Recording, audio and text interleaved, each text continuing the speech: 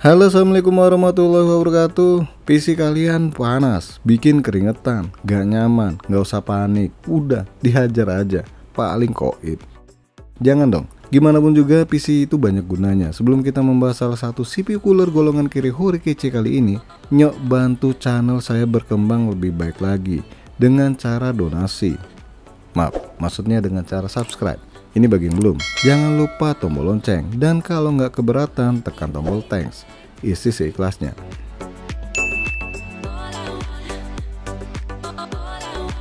Segotep Frozen Tower E4 FRGB harga Rp185.000. Dan ingat ya, ini harga promo, ntar saya dibilang clickbait lagi. Kalau seandainya balik normal jangan ngamuk. Dan pastinya udah tahu dong distributor resmi merek satu ini. Yap, S-Gear merupakan distributor resmi merek Segotep. Segotep ini mirip bahasa Jawa ya, Sego. Dan sekali lagi makasih ya atas unitnya. Segotep E4 ini bisa dipasang di soket AMD baik AM4 maupun AM5. Sedangkan Intel dari LGA 115XX, LGA 1200 bahkan LGA 1700. Karena kelas murah makanya hanya menggunakan 4 high pipe. TDP maksimal yang didukung hingga 150 watt. Terus pakai kipas ukuran 120 mm tipe FRGB alias fixed RGB, jadi nggak bisa diubah-ubah LED-nya.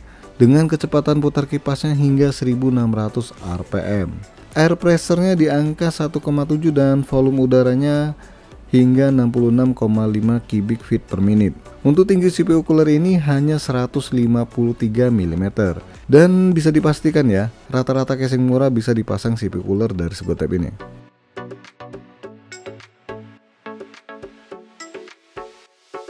Langsung aja kita unboxing CPU coolernya. Dari dusnya udah kelihatan tampang imut-imut CPU cooler ini. Begitupun juga sedikit penjelasan mengenai produknya. Kalau mau lebih detail lagi ada di belakang dusnya. Tapi ini pakai bahasa dari Jackie Chan ya, bahasa Cina. Kita keluarin dulu bungkusan satu ini, dan ini pastinya bracket buat pemasangan baik prosesor AMD maupun Intel. Kalian dapat thermal grease atau pasta dalam bungkusan kecil. Kemudian dapat 2 klip pengunci kipas yang rata-rata bentuknya gini semua ya. 4 baut pengunci bracket. Terus 1 bungkusan bracket untuk AMD. Dan ini ada 1 buku panduan ya. Maaf, kebalik nih tulisannya. So bagi kalian yang bingung gimana cara pasangnya, silakan baca sendiri bukunya. Biar kata nggak ngerti, dari gambar kan bisa kelihatan ya. Dan satu lagi dapat bungkusan bracket untuk Intel. Kita keluarin aja ya, kebetulan mau dites di PC Intel. Untuk backplate dari Segotep ini bahannya plastik keras ya. Ya kelas ginian maunya pakai plat gitu. Dan buat atur-atur tipe soketnya, ini di bagian ujungnya tinggal digeser aja sesuai dengan soketnya ya. Kemudian di sini dapat 2 bracket yang bakal dipasang di 4 baut backplate. Dan sekarang kita lihat dulu fan-nya nih. Bila kipasnya ini putih ya, dan inilah yang memancarkan LED-nya alias sinar kehidupan. Terus pakai konektor 3 pin, bukan yang 4 pin ya.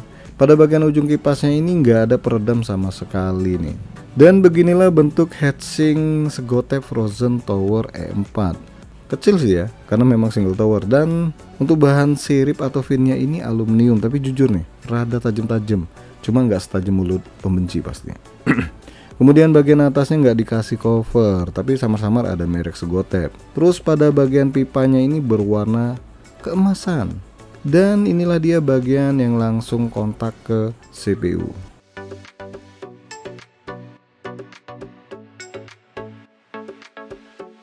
Sebelum dipasang, kita pasang bracket terlebih dahulu. Cara pasangnya gampang pakai banget nih. Tinggal kalian kunci bracketnya dengan 2 baut pengunci. Untuk fan-nya sendiri masangnya nanti ya, karena kalau udah kepasang ntar malah nggak bisa mengencangkan baut bracketnya. Lanjut pasang di soket Intel LGA 1700. Bisa dilihat contohnya di video untuk back panelnya. Kalau udah, coba deh cocokin dengan lubang di motherboard. Karena posisi bracket ini ngunci langsung ke back panel, baiknya posisi casingnya tiduran aja nih. Kalau berdiri jelasnya ribet. Sebelum ditidurin biar nggak copot back panelnya, saya kasih slot tip dulu nih ya. Kalau nggak dikasih slot tip, kita tidurin malah lepas lagi. Dan jangan lupa buat dipasin dulu bracketnya ke back panel. Kalau udah pas, monggo dioleskan pastanya. Di sini saya pakai semua pasta ya, tapi kalau dilihat sih harusnya bisa dipakai 2 kali. Cuma modelnya ginian ya, ntar kalau dibiarin kering kan mubazir. Oke, langsung aja pasang CPU coolernya dan bautnya harus masuk ke 4 lubang di back panel. Dan silakan kalian kencangkan 4 baut penguncinya. Nah, saran saya kalian tahan back panel dengan tangan ya, kalau enggak terlari dari slot tip. Sebelum pasang kipasnya, baiknya pasang konektor 3 pin CPU ke motherboard, baru deh dipasang kipasnya dengan menggunakan 2 klip pengunci kipas.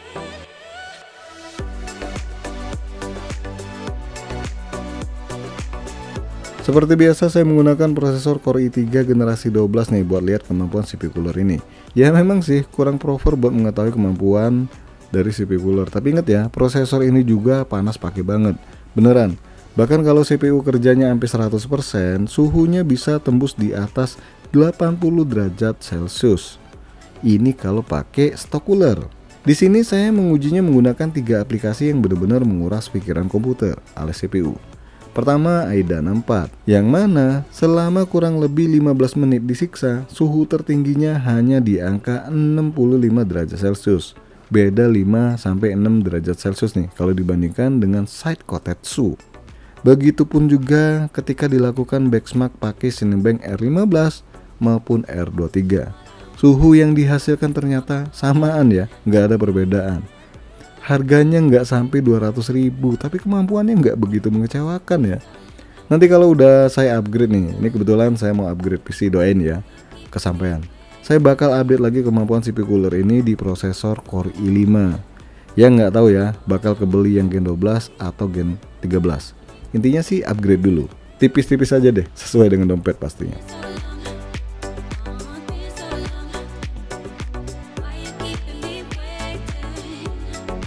Dari segi harga dan kemampuan, jelas CPU cooler ini cukup menarik untuk dibeli. Beneran, harganya itu murah pakai banget ya. Ya walaupun satu hal yang saya rasakan adalah suara fan-nya itu yang tergolong rada berisik. Namanya juga murah ya, masa ya mau silent bertenaga. Tapi masih dalam batas wajar juga sih suara fan yang dihasilkan. Dan kalau lihat bentukannya, CPU cooler ini masih bisa ditambahkan 1 kipas lagi biar lebih maksimal. Sayangnya lagi dalam paket penjualan ini nggak dikasih klip pengunci. Tapi kalau saya lihat klip penguncinya ini bentuknya sama aja dengan CPU cooler yang lainnya. So tinggal minta aja sama temen yang nggak kepake, kan bisa. Emang dikasih bos. Ya nggak tahu, kok nanya saya, tanya temennya dong. Oke guys, sampai di sini aja dulu review CPU cooler Kirihuri tapi kece. Jangan lupa support terus channel ini dengan cara subscribe, like, dan share. Terima kasih sudah mampir di NK Channel.